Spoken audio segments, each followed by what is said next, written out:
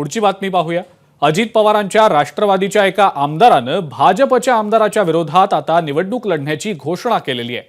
आमदार सतीश चव्हाण छत्रपती संभाजीनगरच्या गंगापूर मतदारसंघातनं निवडणूक लढवणार असल्याचं म्हणतायत। ज्या मतदारसंघात भाजपचे प्रशांत बंब हे गेल्या 15 वर्षांपासून आमदार आहेत। युती असली तरी सर्वे पहा अशी सतीश चव्हाण यांची मागणी आहे। सतीश चव्हाण यांनी एबीपी माझाला ही एक्सक्लुझिव्ह प्रतिक्रिया दिली आहे।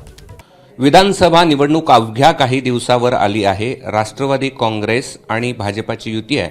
मात्र असं असलं तरी छत्रपती संभाजीनगर जिल्ह्यातील गंगापूर या मतदारसंघातून राष्ट्रवादीचे नेते तथा आमदार सतीश चव्हाण उभा राहणार आहेत अशी चर्चा आपल्यासोबत सतीश चव्हाण आहे।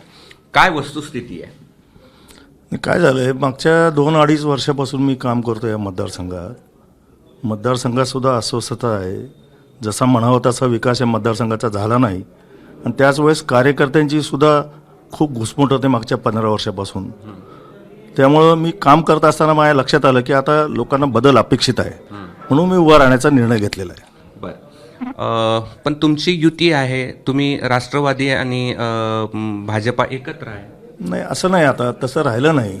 आता सर्वेचा जमाना आहे, थोडंफार कमी जास्त होईल, पण जनता ज्याला पसंती देते त्याचं सर्वेमध्ये नाव येतं आणि सर्वेमध्ये ज्याचं नाव आलं त्याला पक्ष किंवा ती आघाडी उमेदवार देते, असं सध्या चालू आहे। त्यामुळे मला लढावं तर लागेल, त्यामुळे सर्वेमध्ये पण मी पुढे येईल असं वाटतंय। तुम्ही सर्वे करून तिकीट ठरवावं असं तुमची इच्छा आहे दोन्ही पक्षश्रेष्ठी? नाही, असं नाही, मला लढायचंच आहे। म्हणजे मला आता सर्वेचे सुद्धा अंदाज चुकू शकतात, त्यांच्या बाजूने किंवा आमच्या बाजूने, पण लढणं मला क्रमप्राप्त आहे। कार्यकर्त्यांचा भयंकर आग्रह आहे माझ्या मागे। बरं, पण सगळे कार्यालय आम्ही बघितले, आजही तुमच्या कार्यालयात तिघांचा पण फोटो आहे। वेळ प्रसंगी काही बदल? नाही, तसं नाही। हे शेवटी शरद पवार साहेब आमचे दैवत आहेत, अजितदादा आमचे नेते आहेत निसंशय, त्यामुळं पवार घराण्याशी आमचं नातं कधी तुटणार नाही। बरं, तिकीट जर मिळालं नाही राष्ट्रवादीचं तर? नाही, बघू, आता तो त्यावेळेसचा प्रश्न आहे, त्यावेळेस मी बोलेल आपल्याला। थँक्यू।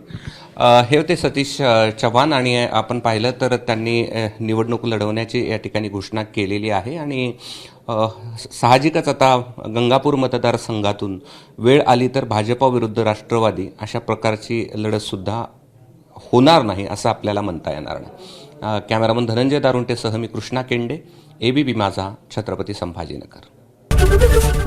एबीपी माझा, उघडा डोळे बघा नीट।